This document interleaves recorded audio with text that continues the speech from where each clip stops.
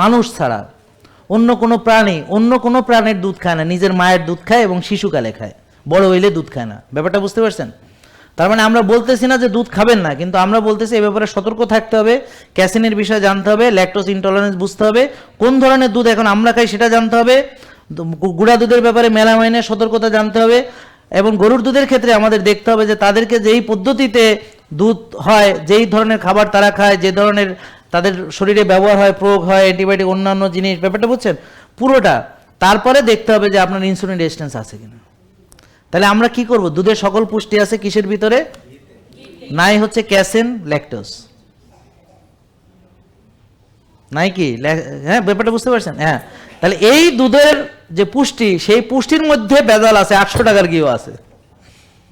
তাহলে আপনি কি করবেন? সবচেয়ে কম দামিটা কিনে খাবেন। তার চেয়ে ভাই ঘি খাইয়েন না যদি টাকা না থাকে, আর খাইলে ভালো একটা নেন, কিন্তু অল্প একটু খান। জেকে লাইফস্টাইল লিমিটেড, ওষুধ মুক্ত সুস্থ জীবন।